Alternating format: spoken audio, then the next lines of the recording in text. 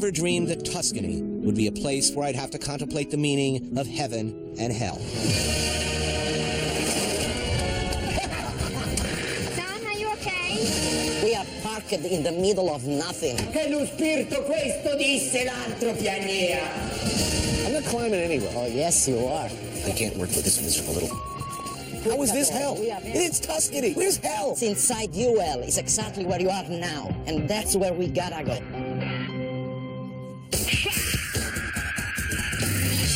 I'm Anthony Bourdain. That's right. I write, I travel, I eat, and I'm hungry for more.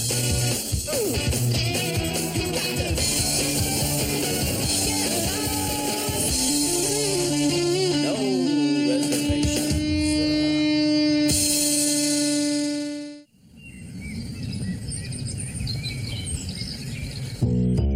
Togliti mutandoni, se vuoi fare l'amore, non fare. The idea was simple, really. An idyllic week in Tuscany. A reward for 3 nearly continuous years of making television. Me and the crew would treat ourselves to something that came naturally. An easy show that would fall right into our laps. God, it's ridiculously, ludicrously beautiful here. Oh, my God. I mean, look at this. I'd rent us a magnificent villa in Chianti, and all of us would lie around, drink wine, and bask in the golden hues of the Tuscan sun, rising now and again to make a show about one of the most beautiful places on earth. A show that would basically make itself. Se mi ami ancora. There would be, of course, fantastic regional food. The simplicity and integrity of plainly prepared meats and cheeses and the seasonal specialties for which the region is famous. And of course, there'd be Italians. Incredible local characters, the kind they always have on these kinds of shows. And just in case there weren't enough Italians, we'd bring our own. That was the plan, and it was a good plan. There were, however, clouds on the horizon. Those stories about fire and brimstone? I can't love you without watching. Hell is other people. This being a show about Italy, back in New York, an Italian auteur director had been deemed appropriate to the material. Oh, finally. Welcome to the villa. Our equipment didn't make it. We've been trapped inside the airport for other 3 hours with lost luggage. No luggage, no equipment, no clean underwear. It's a good beginning. Not really a concern for me. If the crew had to go without clean underwear a few days, I didn't see how that was different than any other shoot. What's the problem? Shaky verite style? Do we even need sound? But it wasn't long before the crew, most of the crew anyway, got right into the spirit of things. Todd spent the morning looking for a wireless signal. Zach played with his new thingamajig, predicting the exact rays of the sun for purposes of cinematography, and building a homemade dolly for some masterpiece tracking shot. Everybody relaxing, having fun, except, of course, our new director, Vincenzo. His film background being primarily of the black and white, depressing philosophical genre, I'll admit he had me a little worried. Solemnly surveying the grounds, surreptitiously talking to crew members out of earshot, what Vincenzo was doing did not seem right. But here, I didn't allow my suspicions to ruin the mood. The air traffic controller strike ended after a couple of days, and the missing equipment eventually arrived. And as much as I felt we could pretty much make the show from a prone position without leaving the villa, I was overruled. So we set about gathering supplies. Just up the road was Fattoria Casaloste, a family-run vineyard producing Chianti Classico. You can't make this stuff up. There it was, just like, well, you'd expect it to be. A stroll through the grounds, Papa Giovelli showed us their prize vintage, and of course, I bought as much of it as I could lay my hands on.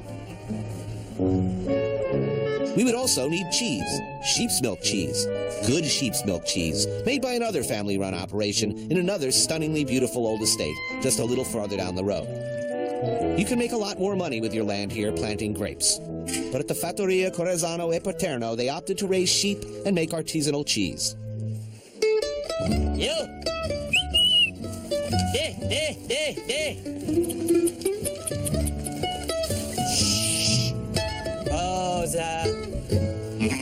Can you move put it like this, I get the bucket. Sure. Just like this. Okay. Oh, please. And hold. I'll be right back. I'm still a little worried about what someone could do after a little photoshopping of this image on the internet. It's like a dream come true. Reminds me of camp. Okay, you can leave her. There's nothing like wrestling livestock in the pasture to work up an appetite. It's so beautiful.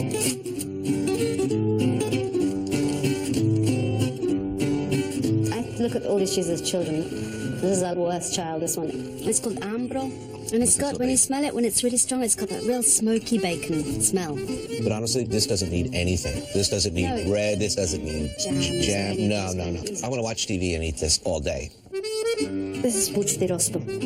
Oh, I can hear it. It sounds good. Oh, I get it. This is blued. It's like, I suppose, the English Stilton or the Italian gorgonzola with cow's milk. The taste, the mouthfeel, the smell, just the look, I mean, it's a complete package. For me, that's the apex of everything that cheese should be. Right? Oh, yeah. Tracy, why don't you do a pan? A very slow pan, like a 3 minutes pan. I may need in the editing room then after. Sorry. Oh, is this the reason You just sit down. Tracy, That was fantastic. Tracy, there. Vincenzo, what do you just sit down, okay? Yeah, okay. Yeah, he just got himself in the scene again. Okay, just eat the cheese, okay? Relax. I have to say, I've worked with a lot of directors on this show. Yes? And we've been a lot of places. Best show ever. I love the way you work, man. I really admire your style. I hope you're not going to regret what you're saying right now. Sitting in the back garden, a fountain dribbling in the background, a vista of unparalleled loveliness in every direction, the taste of soft, blue-rippled cheese in my mouth, the sum total of the grass the sheep ate, the generations of airborne cultures, history, magic, and artistry, I found myself overcome by regrets. I realized that, my God, Jamie Oliver's been here, Rocco DeSpirito, Nigella, every damn cookbook author, travel host, and chef. You see him sitting right here, or somewhere just like it, eating cheese and pasta and babbling about how great it is, and I realized it really is like they said. Jamie was right. They all were. I felt shamed and humbled and tragically late to the party. Well, I was here now. Tony, action. I can't see anything going wrong with this show, except for maybe a 9-hour-long Dante's Inferno allegory. What are we filming? Jesus. No, be patient, Tony.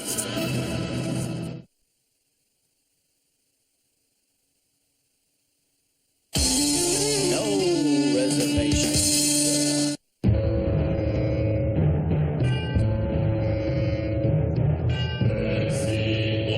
Nel mezzo del cammin di nostra vita mi ritrovai per una selva oscura che la diritta via era smarrita. Ai, quanta a dire qual era e cosa dura esta selva selvaggia ed aspra e forte, che nel pensier rinnova la paura, tanti amara che poche più morte. Stop here.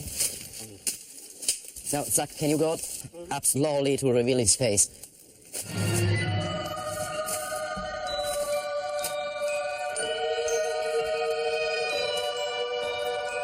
Am I supposed to be doing anything, or just kind of... Am I just standing here? Cut! Good, you got it, right? Grazie, Tony. Let's find probably another spot, Todd. Why don't we find another What is he doing? What are we filming? No, be patient, Tony. We're going to be in the woods. I could be in Vermont, this location. Tony, you need time to enter into yourself.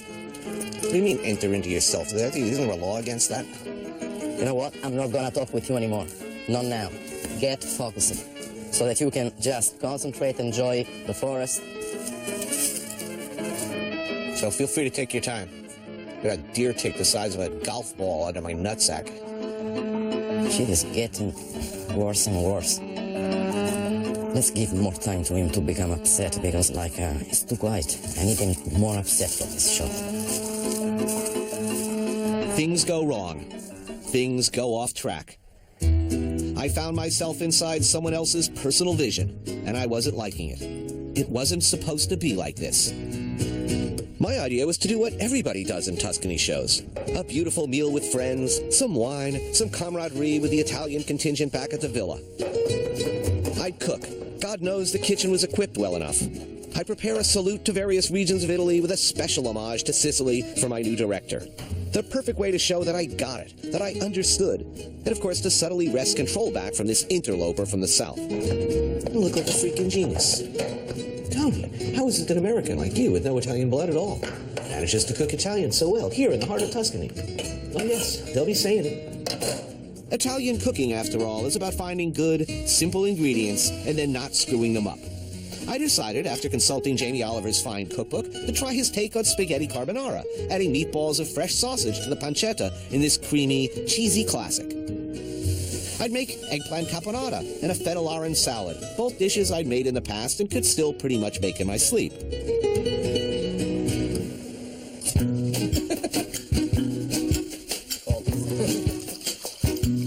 Just a taste of home for you, little buddy. Tony, what's that? It's my take on spaghetti carbonara. Spaghetti? Ma Come on, it's cooked perfectly. ha le polpette dentro, che è sta roba? I believe it's cooked al dente. That's the way you guys like it, right?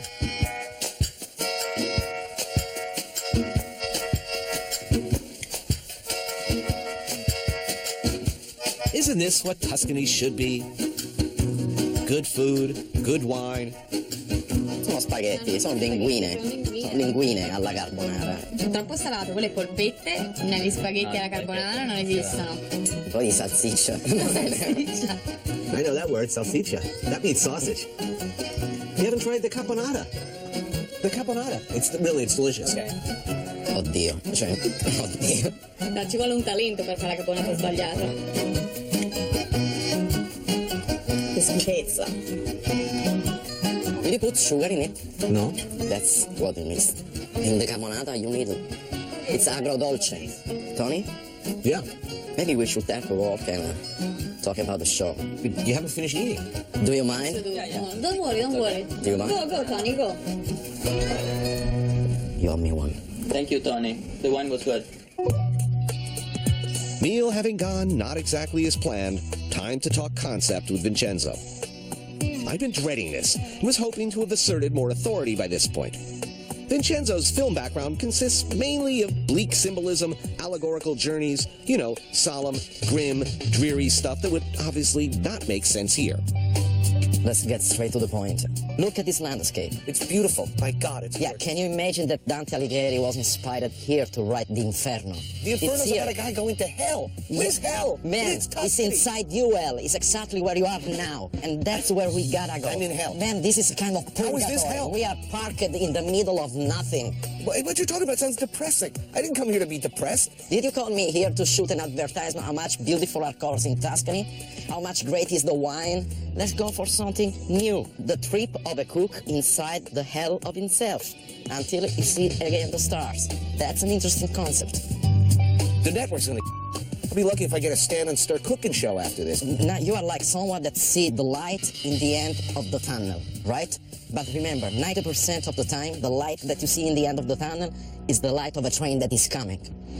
And man, let me tell you, the dinner you cooked for us, that was really close to hell. I realized, lost. It was me who was the interloper, the know-nothing. Too late to Tuscany, and maybe too late to understand. I was a chef after all, and I had just insulted a mother cuisine. I'll never know real Italian. I knew I would have to make another attempt, but I had no idea where to begin.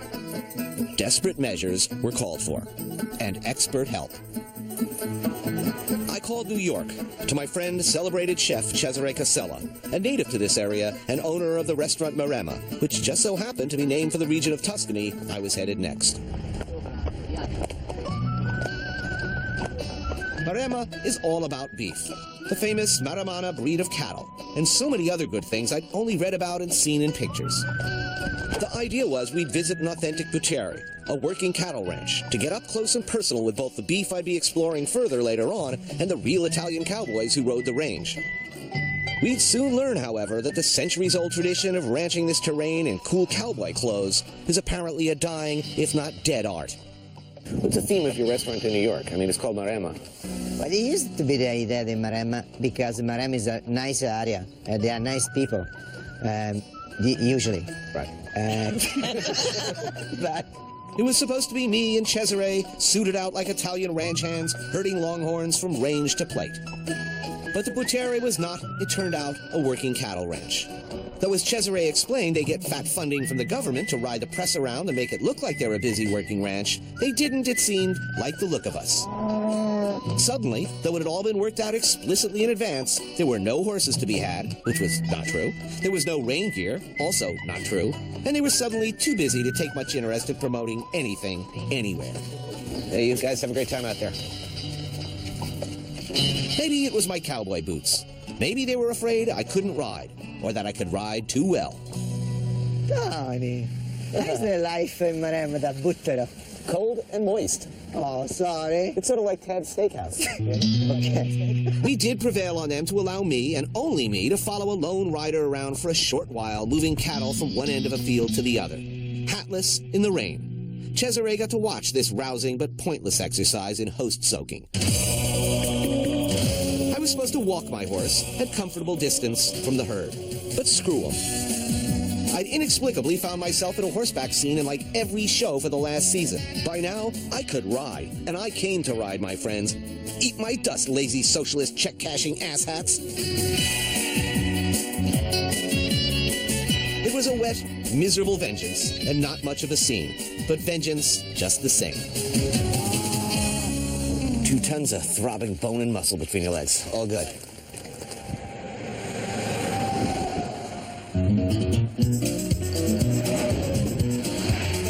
Fortunately, on the drive back to Chianti, things started to turn around. Cesare pulled off the highway to show me the Italian version of the roadside diner, and things started to get good again. So, what is this, like a truck stop? Yes, you see, all these are parking for the truck. Where I come from, truck stops have pretty crappy food, but this place is supposed to be pretty good? Supposed to be very, very good. Uccellina is a family-owned restaurant set right alongside a major highway. And Cesare promised me that unlike the miserables de testadura, see, I'm learning Italian already, at the Bourdain, they do Maremma right. So here's a famous, all this area for the wild boar.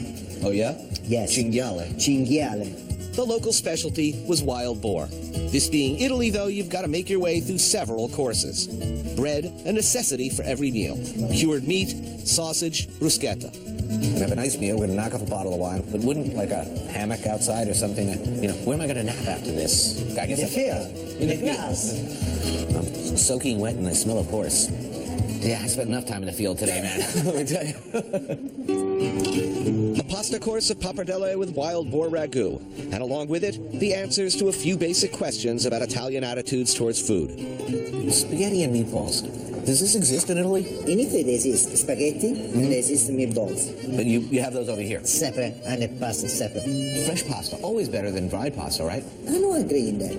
But because of the fresh pasta, it's impossible to be al dente. Right. Pasta with every meal? For me, yes.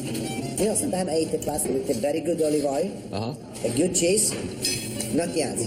I mean, that's got to be the easiest dish in the world. The Italian cooking. You have the great ingredients. And no need to do too much else. Right. Good local wine and wild boar with olives, cooked in umido, slow cooked in liquid, and so good. My kind of truck stop. Al cinghiale. To the bar. I now realize my errors with the Jamie Oliver meatball carbonara, but with Cesare's help, earlier transgressions will not be repeated. I would bring the offended Italians back to the villa, and I would do an Italian meal right. But there was more to be learned, and it was not going to be easy. Be a traveler, not a tourist.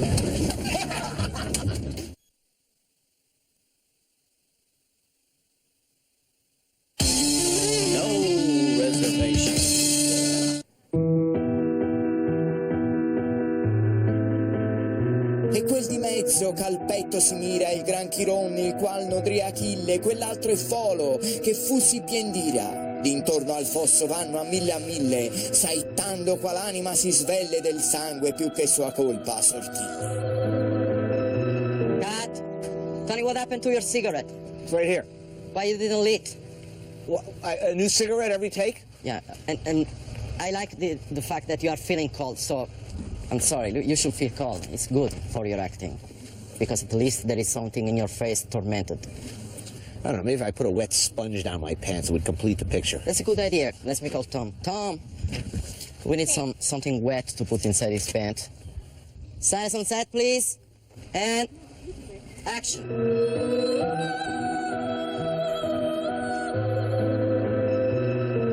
No. Cut. No, Tony. One more. Do you want to smoke a cigarette in the meantime?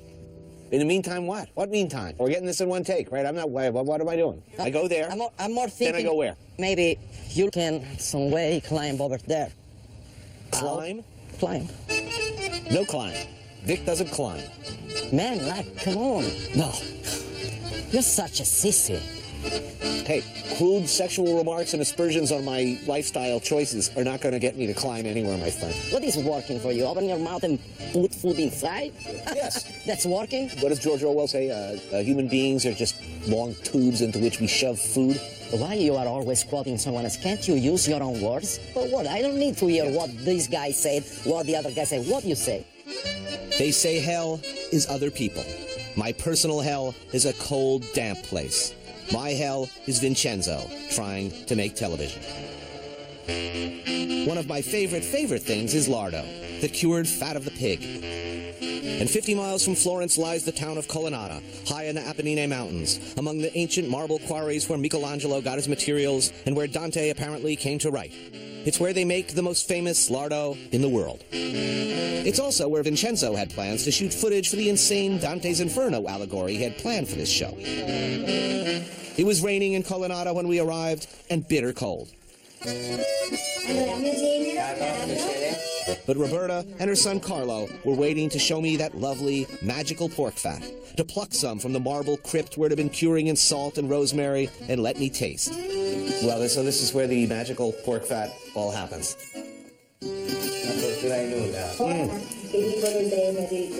That's one of the best things I've ever tasted in my life. That's unbelievable. I had big plans for later in the week, so I was sure to stock up on the stuff. It almost made the trip worth it. The mad Sicilian's plans involved driving straight up a freaking mountain. Closed to the public because of landslides that day, I should add. In the middle of a storm, hunks of rock and whole sections of slope sliding down around us. Ground crumbling beneath our tires to shoot some dumbass, pretentious graphics section which will never end up in the show. This is safe. This section of road could crumble it. As miserable as I was, the rest of the crew were positively terrified on the ride up the narrow, precarious switchbacks to the quarry. Tom, are you okay? If you look closely at producer Tom Vitale and producer Tracy Goodwin's faces, you can actually see when they let go in their pants. Which, strangely, made me feel a lot better about things. But not that much better. You see the name of the show? I believe it's called Anthony Bourdain, No Reservations. I don't see Vincenzo Tripodi, No Reservations. I got a lot of reservations about your version of my show. There is one point, man. Like, or you climb, or I'm leaving you here. It's up to you. It was time to go. Someone was waiting for me back at the villa. Ciao Tony, come va? Sono contenta di conoscerti, un grandissimo chef. She's very happy to meet you. You're a big chef. Now I'm really in trouble. Yes. But I hope she understands I've never made pasta before in my life. She's here to teach you. Don't worry. A pasta lesson. Flour, water, and egg. Simple things, one would think. But I knew better, my friends. As a chef, I'd managed for almost 3 decades to fob pasta making off on someone else. Someone who knew what they were doing. Someone like Roberta. She showed me how it was done. Ok. She's gonna show you how you do the taglierini. La tagliatella. She's gonna make tagliatelle now. È così? Oh, that looks pretty. Questa è la tagliatella, ok? And lasagna and ravioli. È molto semplice. It's very easy. You wanna try, Anthony? Forza? Come on. Okay. If I break this, I'm going to be very unhappy. Oh, sembra che l'ha sempre fatta. It looks like you've been making pasta all your life. Ah, see? All right. There's hope for me. Bravissimo. Abbiamo messo poca farina, ma si apre. You didn't put enough flour, but it's okay. E poi un pochino più fini. And a little bit thinner, yeah. Yeah. Yeah, you didn't ruin completely. You're good, it's okay. I didn't really completely. Carica. Yes. Right into that. Oh, bravo, dai. Oh, mica è facile, eh? She said it's not that easy, and for the first time you were actually good. But when you can do it a bit faster, it means that you're good at doing pasta. Oh my God, he's gonna cut his fingers. Vista? Oh, what a Bravo! Bravissimo! Complimenti. Perhaps Roberto was being a tad bit too kind, but I think on balance, it's fair to say I didn't suck. Nothing makes Italians happier than bringing the whole family together for a meal. Nothing makes me happier than sucking the brains out of a head cavity. Oh, I love this.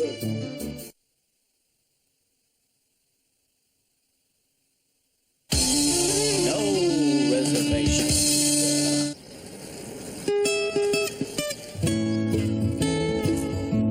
Nico, come dici? Mamma, sopra la cucina c'è un barattolino con i peperoncini a pezzi. There are other Tuscanys in the wine label pictures of cookbooks and merchant ivory films. Nico's house in Marina di Pisa is one of them. A house, typical of Italy in a lot of ways. Aunt and uncle live on the ground floor. Grandmother and grandfather live on the second floor. Nico and his mom stay on the third. I knew Nico from New York. He'd come home for his birthday after long absence, and I was invited to join the family for a celebratory meal. Marina di Pisa is a sleepy seaside town not too far from the famous Leaning Tower, which of course we avoided like the plague. Nico grew up here, and it hasn't changed much since he was a child. Che il mio paese è il più bel paese del mondo. Everybody's got a specialty in this house. Many specialties, in fact. They make wine, raise pigeons, uncle makes soppressata, and nonna cooks. And does she ever cook? This being Italy, naturally, that's not enough to make a meal. Nico's grandfather used to help supply the fish store with seafood from his daily catch, and Nico still had friends there. We had some last-minute shopping to do. Seppie e cicale. Dove è il cicale della botella? Cicale di mare. Some anchovies. Poi c'hai l'acciuga.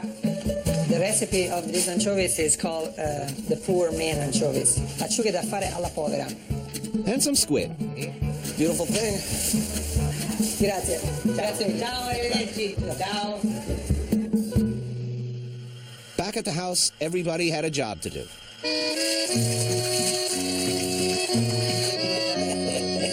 Nico's uncle cleaned and prepared the anchovies. Ti fa ridere, oh.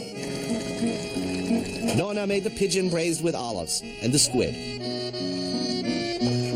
Mom made the pasta. Nico and I had a really important job. Fill the wine bottles for dinner. There's a racy name for this job, something like the barrel. This is a family show.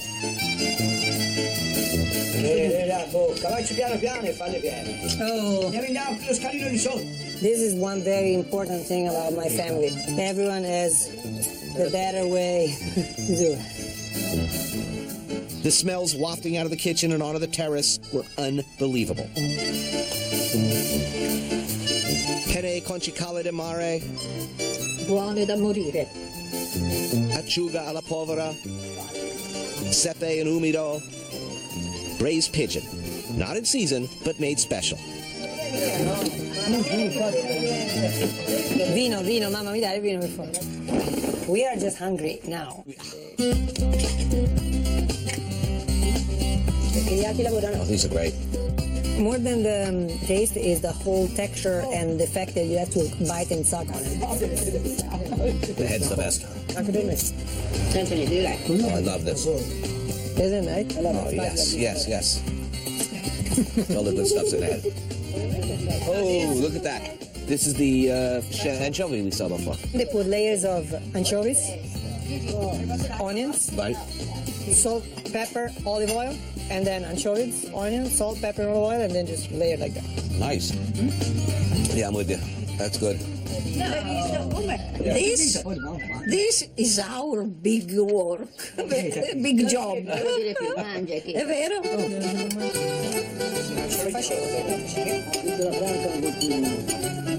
Your grandmother's an incredible cook. Are you eating enough?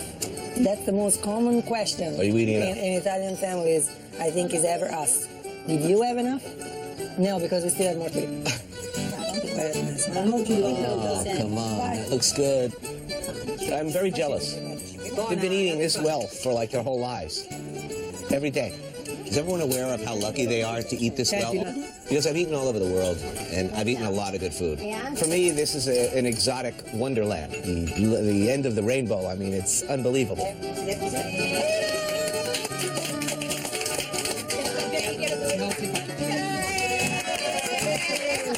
Well, I saw the chance. Cheers. Thank you. To your grandmother, who is the hero of the day. All this work. Let's toast to her. Salute. I have eaten well. I am happy. And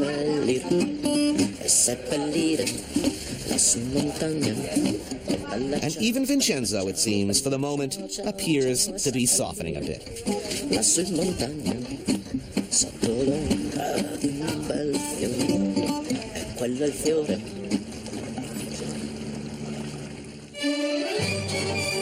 Cesare and I have plans to visit perhaps the most famous butcher in the world. To beef or not to beef, that is the question.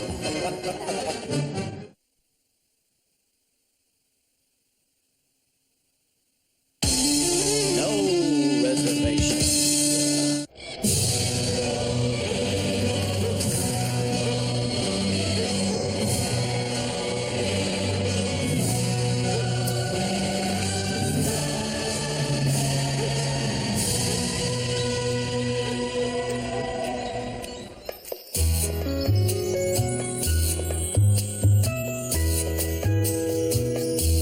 Panzano is a hilltop village of about 900 people, built in the traditional 12th century style. A castle, the remains of fortifications, a chapel. Not atypical for Chianti. But down this narrow street is something and someone truly extraordinary.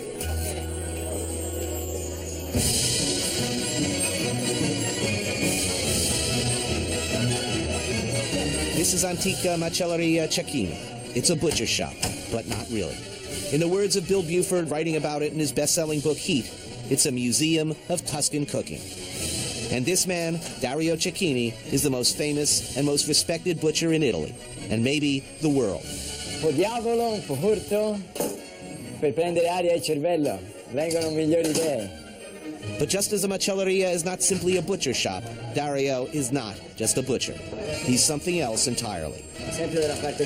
He's a repository of knowledge for all things Tuscan, be it foodways, historical arcana, literature, or poetry. He's a fierce defender of traditional methods of preparation and original Medici-era recipes. And he's something of an expert on that most famous of Tuscans, Dante Alighieri. Questi, che mai da me mi sia diviso, la bocca mi baciò, tutto tremante. Cesare and I showed up on a Sunday with the intention of shopping. A good day to shop. I gotta tell you though, I'm a little afraid of this guy, to meet this guy. You know what is the trick with him? So when he talk with a big voice. Right. You need to do bigger. Oh my God. All right. Ciao Dario! Come stai? Cesare! Che bella cosa che tu sei qui. Ciao Tony.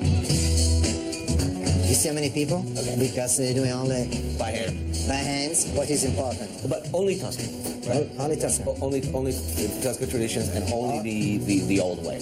Yes. Che ci consigli? Qualcosa di diverso di quello che mangiamo oggi a pranzo? A pranzo qualcosa di diverso. Potete prendere degli, che io chiamo per gioco il sushi dei Chianti, tartare. 2 crostini, un po' di burro dei Chianti per fare 2 crostini. La finocchiona, per cominciare a bere un buon bicchiere di vino. Sono le fette di maiale e la coppa fresca di maiale con il fiore di finocchio selvatico. La cosa più toscana che si può. La mia famiglia fa questo lavoro da 250 anni. Ogni figlio ha fatto il lavoro del padre. La guerra ha distrutto la macelleria, è stata ricostruita, fatta come era una volta per continuare la tradizione del lavoro. È una grande gioia di continuare dopo secoli la tradizione di questo cibo toscano.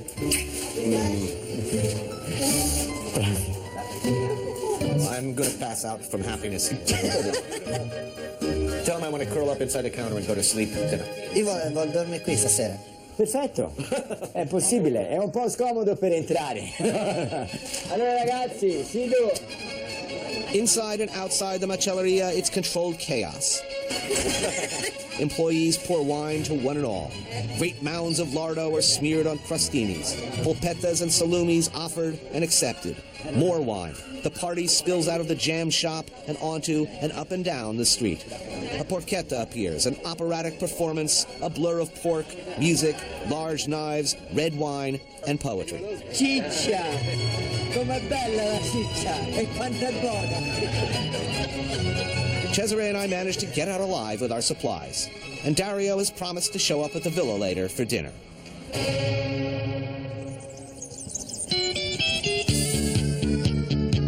The Italians I'd failed to impress earlier are invited back for a second attempt at a heartwarming meal scene. And Cesare and I get busy in the kitchen.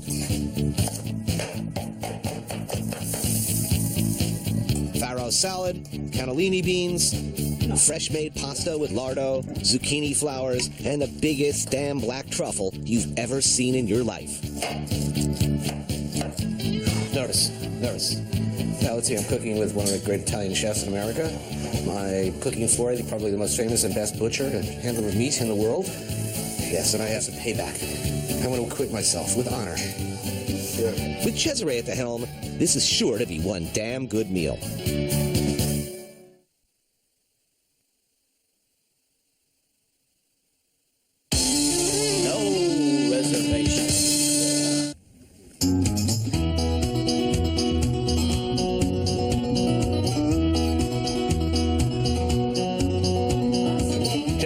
Buon appetito. Thank you.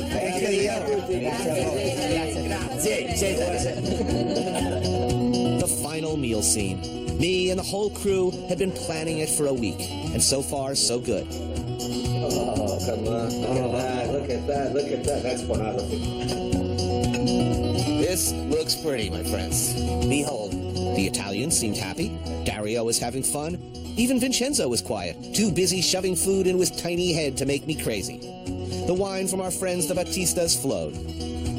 There was testa from Dario's, and the Tuscan tartare just seared for a few seconds on the stovetop. There was the cheese we bought from our friends down the road, and lardo, and more lardo, and more lardo. The pasta was amazing. And the pork, which I was frankly afraid to cook without Dario supervising, superb. Buone Cesare. Vincenzo, what have you learned from this experience? When you begin a new film, you always think that you're gonna pull out a masterpiece. Then when you are halfway through, you just hope that you're gonna finish it. That's it. I learned that Anthony Bourdain, well, you are a pain in the ass.